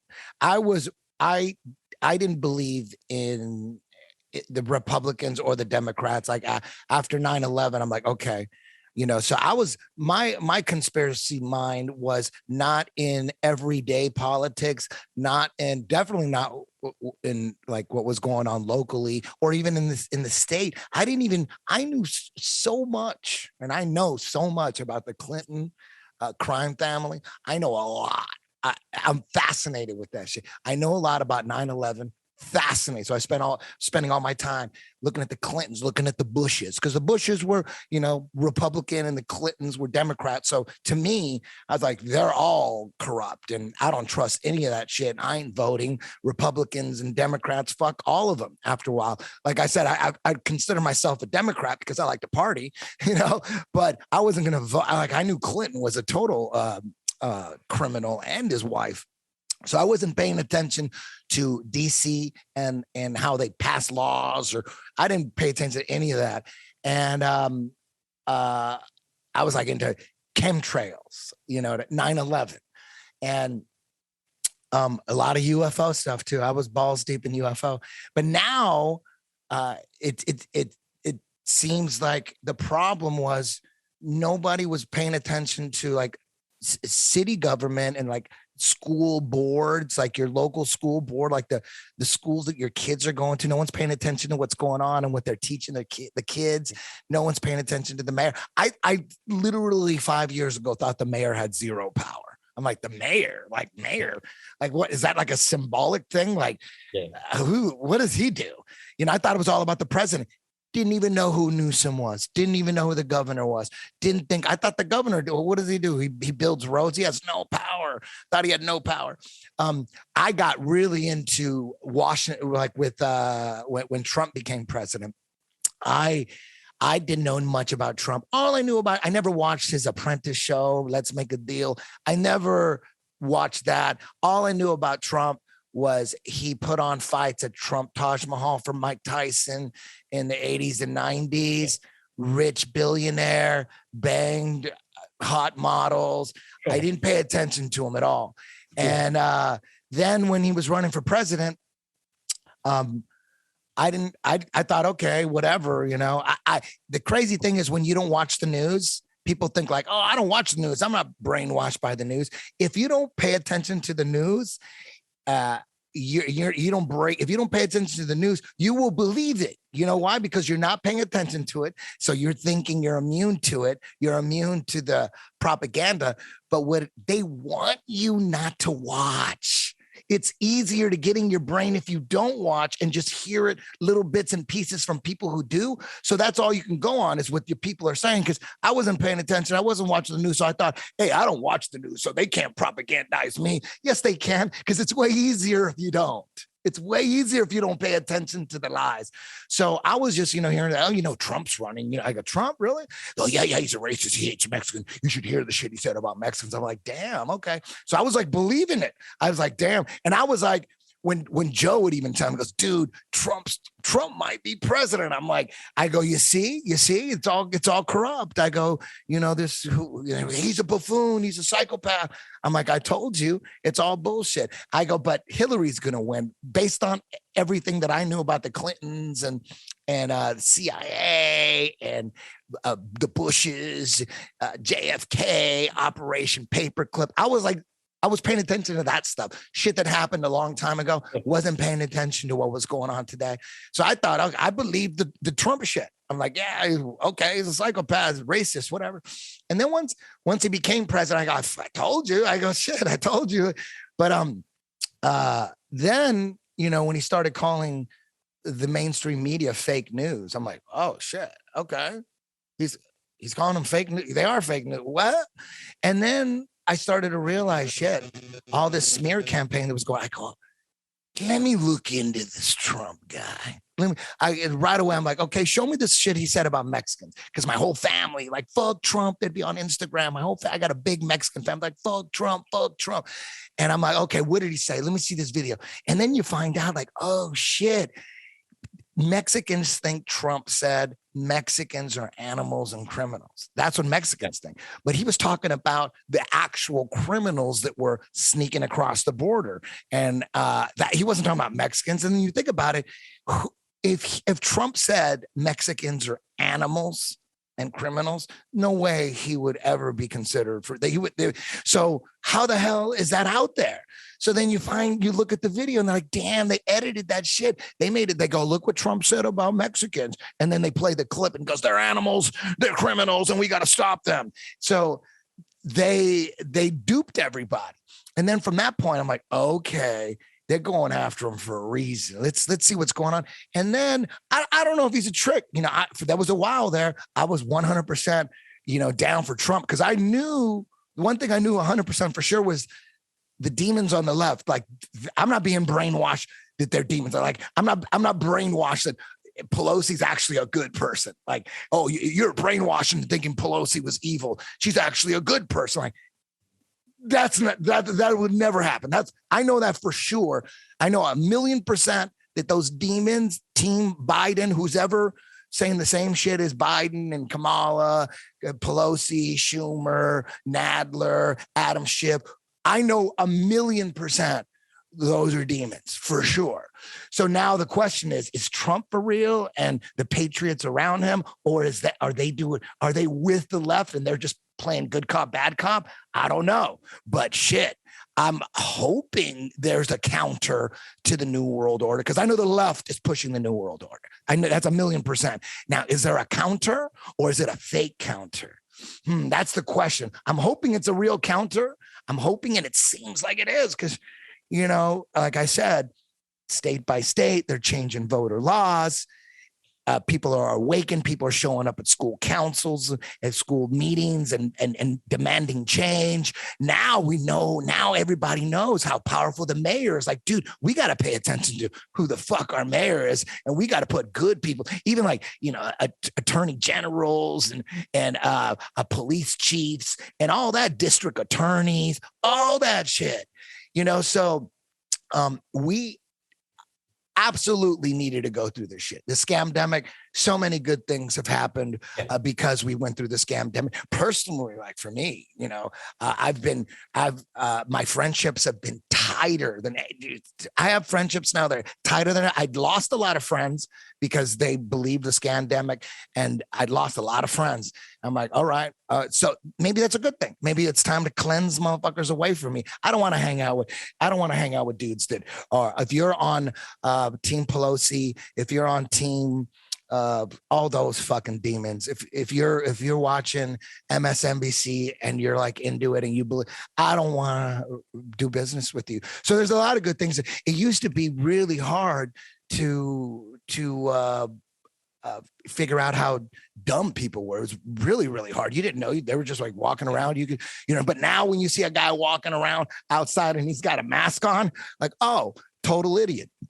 There are some people, I understand why they're wearing masks, and they have a pass for me. Like if you're already sick, if you have cancer, or if you have like some heart condition or whatever, I understand you're wearing a mask. You don't want to take any chance.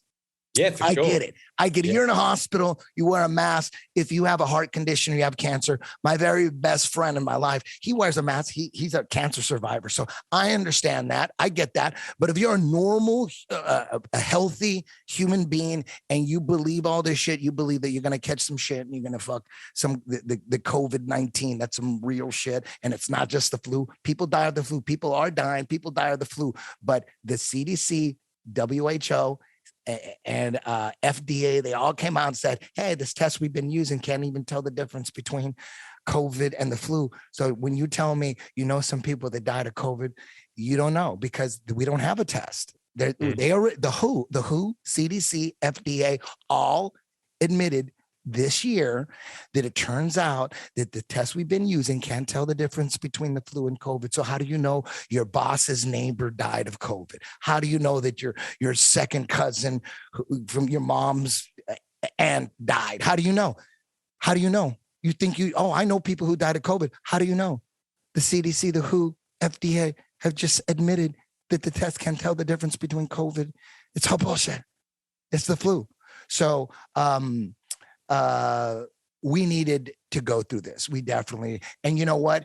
You want to push it longer. You want to bring back the masks again. You want to go through some more bullshit.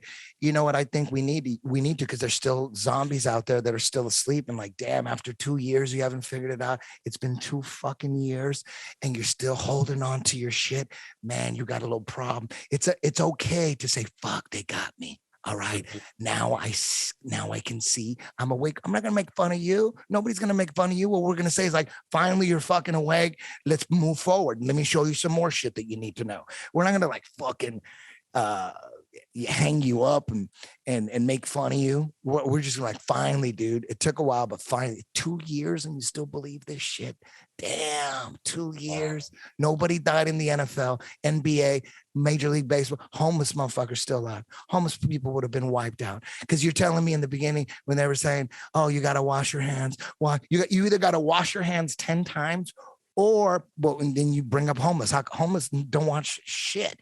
They don't wash anything. How are they still alive? So then they do mental gymnastics and go, because they're on the streets and they developed immunity to viruses because I'm like, wait a minute. So either to avoid this, you either got to wash your hands 10 times or never wash them. You wash them 10 times a day or you never wash them. Then you're safe from COVID. But if you're in between, damn, that's the danger zone. Doesn't make any sense. There's no logic to any of this shit. And people still buy it. They still believe it. They still fucking think they're saving lives when they put a plastic little thing in front of the fucking, you go to El Pollo Loco, you order some chicken and they got a plastic, they think they're saving lives. Fucking scary, but it's necessary because if they would have killed this shit like 6 months into it, or even a year into it, if they would have just killed it, it would have went down in history as a legitimate pandemic. Yeah. So the fact that they kept it going, more and more people are waking up slowly, like 3 people a day wake up, but at least it's becoming more and more obvious. So down the road in the history books, we're going to look back at this as the greatest hoax in history, the second greatest hoax in history. First one is the globe. This is definitely, it's not up there with the globe, but it's second. For sure. For sure. I don't believe shit in history now. I'm thinking like the Black Plague and all that shit. I'm thinking, did that shit really happen, or is that part of the New World Order? Like you have to have some kind of you have to scare people. There's a list. Yeah. You have to scare people with shit that you can't see: asteroids, meteors, fucking climate change, viruses, and all that. There has to be so they have to scare the shit out of you with things that only the government can protect you from. They're the only ones that could save you, right? Absolutely. You hit it right on the head. All of these boogeymen, the boogeyman, it's the boogeyman again. It's all about fear. When humans, they know that the Aryan people suffer when they're under fear. They lose their power. Fear takes you from your power base, removes your power base. You see, the opposite, which is love, that's where you are protected. When you do not have fear, you are protected. It's like someone's shooting bullets at your brick house, which are not penetrating. So if you stay in that house, you're not going to get hit. You're not going to die. The moment you open that door and walk out into the bullets, they shoot you down because there's no more bricks protecting you. And that's what fear does. Fear removes the bricks and exposes humans, Aryans, to their plots, their schemes. And that's it. That's the only ploy they have. It's always a boogeyman and fear. There's hunger, there's food shortages, there hasn't been rain, the water is limited, save the water. All of these fear-mongering about Earth's unlimited resources. And I mean, I remember in the 70s, as a young boy, I was thinking, we're going to run out of petrol. In 73, I remember that the big scare that fossil fuels were going to be exhausted within 3 years or something like that. Yeah. People were lining up. Yeah, at the gas stations, they believe that. Now we've got 1 billion times more cars and 1 billion times more fuel, and it never runs out. But it worked.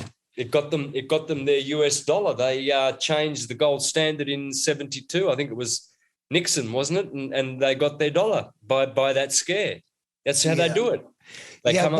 One thing I noticed about climate change, my personal experience with pollution, like air pollution, is they get you real good in your 20s. In your 20s, they get you good. And I was really concerned in my 20s about air pollution. And I've lived in Southern California my whole life.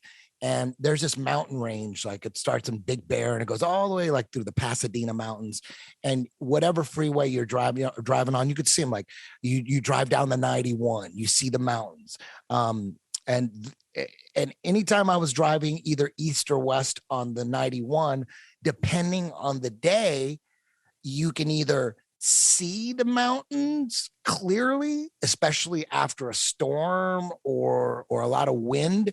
You can see those mountains clearly, but and then there's other days, a lot of days where you can't see the mountains at all and the sky is clear and you just see all the smog in the air and you're like, oh my God. And this was like 1992, 93. And I remember thinking, shit, by the year 2000, we're never going to see those fucking mountains at the rate we're going. We're never going to see them because, you know, the only time we see them now is like, you know, after a windstorm or after it rains. And, you know, at the rate we're going in 10, 15, 20 years, I'm going to be driving down the 91 and never see those mountains because there's just going to be so much smog. And guess what? It's 2022 and it's the exact same pattern. Sometimes you see the mountains really clear, sometimes it's all smoggy. Yeah. It's just like it hasn't changed at all. I would always, when I'm driving down the freeway at something, I would always look at the air quality and I would always look at the sky. And that's why I notice the chemtrails, because I'm always looking at the sky, analyzing the day. I come out and that's my thing. I analyze the day. Are they spraying the skies today or are they leaving them alone today? I've always been that way. And I looked at the smog. Can I see the mountains? Today you can't see the mountains. Too much haze, too much smog. But nothing has changed. It's the exact same thing. You could see those mountains, you know, half the year, super clear. Nothing has changed. And to me, another thing I noticed, you know, I'm traveling so much starting in 2003, I just all over the world traveling, teaching seminars and stuff. I noticed like, wow, it's fucking empty. Like there's a barren wasteland everywhere. Like there's barely any cities. When you're up in the sky, you know, you could see a city way over there. You could see a city you could see them. You're like 30,000 feet in the air. And I remember I didn't really think, oh, overpopulation is a myth. I just thought like, wow, there's enough land out here where everybody could have their own little acre. I go, even if it's in the middle of nowhere, like in the desert of Nevada or Utah, that open wasteland, barren wasteland, everywhere you fucking look, and they're talking about overpopulation. I see just emptiness everywhere I go on that plane, on planes. So I remember thinking, man, everybody can have their own little acre. Like, why aren't we born with our own little piece of land? Like, what's going on? So then later, you know, I learned a lot of other things, and I come to the conclusion that overpopulation is an incredible myth. Like that's just a big lie. Like we're not overpopulated. It just seems like we are because A, you listen to the media, and B is everyone's like packed into cities. And when you're in a city, it seems overpopulated because LA is packed and LA is huge. And that's like just one tiny little spot. And then you hear, you hear that you could put the entire population of the world, and no one really disputes it. And I'm waiting to hear someone dispute it. I've talked about it on JRE. It seems like it's true. You could fit everybody in the world in Texas or Alaska and in their own house. And if that's true, if that really is true, you could fit everybody, because everyone thinks that China, oh my God, there's so many people. People think like China is just covered with people. It's just like blanketed. When in reality, it's the same thing. Little cities, and they pack everybody in cities. And there's this massive barren wasteland in China too. That's empty. India, you think India, like the whole country just flooded with people. No, just the cities are. Everything else is just like the States, complete open, barren wasteland. And if that's true, if you could fit everybody in Texas, then overpopulation is 1,000% bullshit. Yep. 100% for sure. No doubt about it. It's another scaremongering lie that they perpetrate so that it's part of the New World Order. It's part of one of the steps of the New World Order. How do we achieve this New World Order? That's one of them. Get everyone thinking that they're the problem. There's too many of you. You're the problem. We got to get rid of you. You're consuming too much carbon credits. Let's get that climate change. We're causing climate change. We're going to charge you for it. Give us money and we'll take care of it. It's just part of it. Like asteroids. We need money to make sure asteroids don't hit us. We need money because we're going to travel across the solar system. It's all crap, man. It's all New World Order bullshit. I love the asteroid one. That's the best one, isn't it? Oh, the yeah. asteroid. There's always an asteroid coming. There's an asteroid coming. Oh yeah, Watch that's out. a good one. And then the granddaddy of them all is the fake alien invasion. And the only reason they haven't done that is because they're afraid to pull that trigger, man. They're afraid because once they green light the fake alien invasion, ooh, that could backfire on them big time. Do they trust the people to believe in it? Ooh, shit. If they go forward with that one, that's a tough one. But they are balls deep into promoting anything space, anything ET, Star Trek.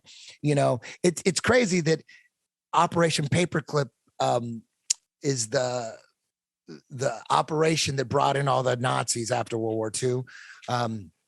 And then they formed CIA and NASA and all that stuff. But it seemed like balls deep when I was balls deep in the UFOs. You found out like, oh shit, the Germans they found UFOs, like look, that bell and all. They found UFOs, and then it turns out that they were scaring their own people with UFOs that they built. It was like all their military, and they were scaring. So it seemed like, okay, Operation Paperclip, 1946, 1947-ish. They bring in the Nazis, and it seems like the Nazis are like, dude, you guys aren't scaring your people with UFOs. You guys are retarded. Let's do it. Let's get on it. They're like, what? Like, yeah, let's get on it. So right away, 1947, Roswell, boom, that's what started it off. And then after that, after Roswell, then comes all these comic books in the 50s, Mars Attacks, all these shitty ass movies. Everything was space, Star Trek and Space Odyssey, Star Wars, E.T. They pumped that shit up. Yep. Lost in Space. I used to watch that. I used to love it. Yeah, Lost in Space. New World Order loves space. They love that shit. They know that eventually they're conditioning us, that eventually they're going to have to pull the trigger on the great fake alien invasion. And the more people believe in aliens, the better chance that they're going to be able to pull it off. Yeah. But I don't even think they're going to go there because they've been exposed with lesser lies, and they're getting their pants pulled down. I think they've done their dash. I don't think they can do it. I'm pretty sure they've scrapped that one. You think so? You don't think they'll go for it? I mean, they got holograms, hologram technology. They might be. I think they will. I think they will. It's going to be hilarious watching it, though. Oh, it's going to be a real show, man. Because we already know what's going to happen. As we already knew when COVID unfolded, we knew the whole scenario of how they would do it and how they would separate us and how they would, force us and change ways of doing things. Travel, for instance, social distancing. Wearing a mask in public, all of these things, we knew it. They didn't because they were sleeping. But when the UFO thing starts happening, we're just going to be sitting back going, wow, this is the funniest show ever.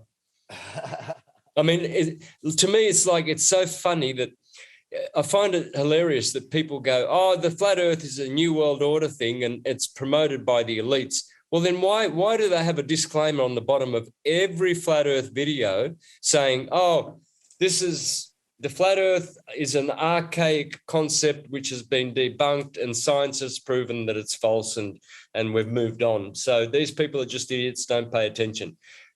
Why are they spending so much money to shut down channels that talk about it, shut down people that talk about it, to warn people that it's a big joke and they don't see that? Yeah, I mean, yeah. Basically, any videos they put labels on, there's probably a lot of truth to it. You know, if they're putting labels on it, they're deplatforming it. They're making videos. They're making videos to debunk flat Earth, and they're putting them at the top of the search. You can't even put in a specific title for a flat Earth video, like when you try to put in the history of flat Earth by Eric Dubé. You punch that in, it's not going to take you there. It's going to take you to their shit. It's going to take you to Flat Earth Society, which is all bullshit. You know, it's pretty. I don't know what's real. I don't know what's true, but I start off with whatever the mainstream media is saying. it's probably the opposite of that. Probably. Yep. Generally. Yeah, for sure. I've caught up with people here that grew up in Canada and in the States. They're in their 70s, and they remember that the flat Earth was being taught at school. They actually did not teach the globe. I've met about 6 people. Yeah, David Weiss has a video of where he's talking to, I think, someone that's 100 years old or something like that, and she was saying that they didn't teach round Earth in her school. You know, and that was, I don't know, 1920s or 30s or something. Seems like even Hibbler was saying that he really believes that the round Earth started 30s or 40s or 50s or something, like right at that point. And so shit, you know. Santos, we're gonna wrap it up. I want to thank you for being the first guest on Look Into It. It couldn't have gone any better, man. I was having so much fun just listening to you talk and spread knowledge. And man, there's so many other things I wanted to ask you. We could literally go for another 6 hours. So we're going to do part 2 and part 3. I want you as a regular on my podcast. I mean, there's just so much to talk about. It's endless. You want to tell people how they can get in contact with you? Yeah. So universaltruthschool.com website, Mr. Astrotheology YouTube channel, Syncretism Society YouTube channel, and Syncretism Society Virtual Academy. Beautiful, man. Beautiful. Yep. Let's do part 2 pretty soon, like within a couple months, man. Because I literally have a lot of questions I wanted to ask you, and man, that would take forever. But you dropped so much goddamn knowledge, man. We could go on forever, and I'm looking forward to having you on again. And thank you for taking the time to do what you do, man. And I respect you so much, and I think you're one of the smartest guys that's ever lived. And keep doing what you're doing. And next time you're in LA, man, let's hang and have lunch. And for sure, brother. And thank you very much, man. Yeah, thanks for the privilege and honor of being your first guest too, by the way. That's just that's made me feel so satisfied, and you know, it's a big reward for me, man. It's makes me really happy. I put that little feather in my hat. I'll be telling people that. I'll be telling them, yep. When Eddie Bravo started his new series, he picked me to be his first. So Jordan Maxwell actually 10 years ago, he made a list of the 10 top researchers to research today for the truth, and he put me on the very, very top. So that's another feather in, you know, so this one's equal to that. Thanks, brother. Thank you, Santos. You have a good night, and we'll talk soon. Yep. Thank you. Thank you. You can tell it's real because it looks so fake.